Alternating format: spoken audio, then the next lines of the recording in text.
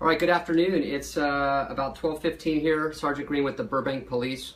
We're going to give you a 12 o'clock noon update with some other information. I'm not going to go over all the information from earlier. You can view that video or also read our post from earlier this morning for the details on the current evacuations, except for one I will update you on, and also the road closures and resources available to community members.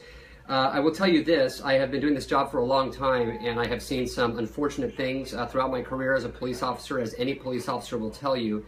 But coming into work the last couple of days during darkness like I have, and seeing the hillside on fire, it's a sight, and if you haven't seen it, it really takes your breath away. And we feel for all the people that have been affected by this fire, and we are doing our best. I'm happy to tell you right now, within the city limits of Burbank, 0 structure loss, and that is a testament to everybody, all firefighters that have been on the Tuna Fire since the beginning. Let's go over some stats here. That this came through the incident command post earlier this morning, and my understanding is they're going to do another press conference later this afternoon, probably at 3 o'clock p.m. But this is the latest stat sheet that they have provided us. 5,895 acres burned.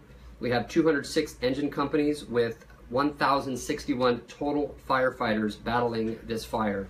And we're used to watching this in Los Angeles County occurring other places, but this one is certainly close to home here in the San Fernando Valley, and it has been a long 3 days.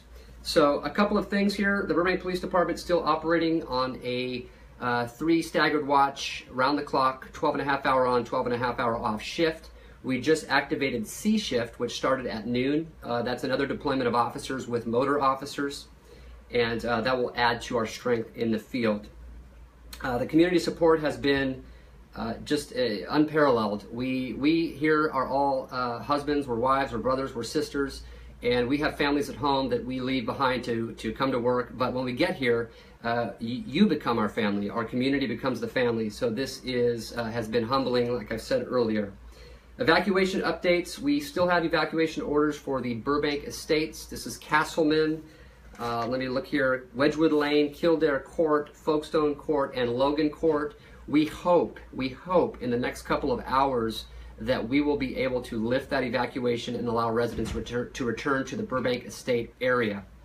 We have a voluntary evacuation order currently in effect for Country Club Drive. Now, Country Club Drive is at Sunset Canyon, where Olive ends, at the east city limits, and it runs into the canyon. As you know, it gets very narrow. The homes back there are very old. They are similar to what you'd see in Lake Arrowhead, or very cabin-like. So we are watching that closely. Residents on Country Club Drive asked to leave under a voluntary evacuation.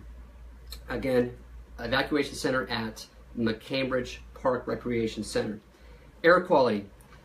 We know it's Labor Day weekend. I'm sure many have or had plans to be outside this weekend, and we certainly don't want to dampen those plans, but we are advising people, especially those with breathing difficulties, asthma, COPD, respiratory issues, to please stay indoors. Avoid rigorous, strenuous activity if you can.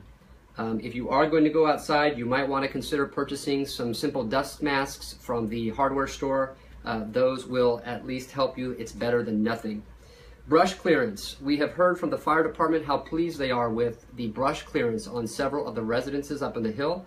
I watched on the press conference earlier, there was a recommendation of 200 feet of clearance around your property. This allows a buffer zone for them to protect your property when it comes time. So brush clearance, we cannot stress that enough. We had a lot of rain this winter.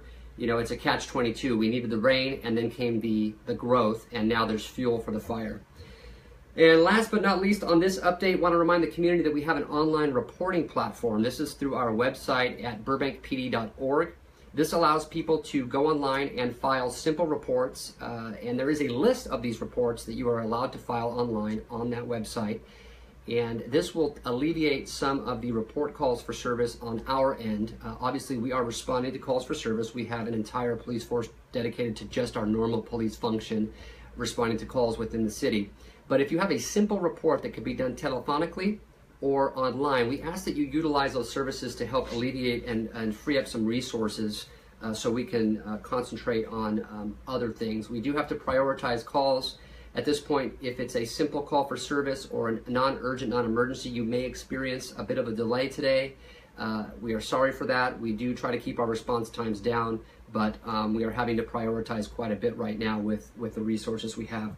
That's about what I have right now. Please continue to monitor our Facebook, our Twitter, and Nixle alerts. Text your zip code to 888-777. We will keep you up to date. Going to try to give you another update here sometime this afternoon. And I keep looking at the clock. That's what I'm looking at. But that'll be sometime this afternoon, hopefully around 3 o'clock. And if we have any other changes, significant changes in evacuation orders, we will certainly post those online immediately. Thank you very much. We hope you stay safe and have a good afternoon and stay indoors. Take care of each other.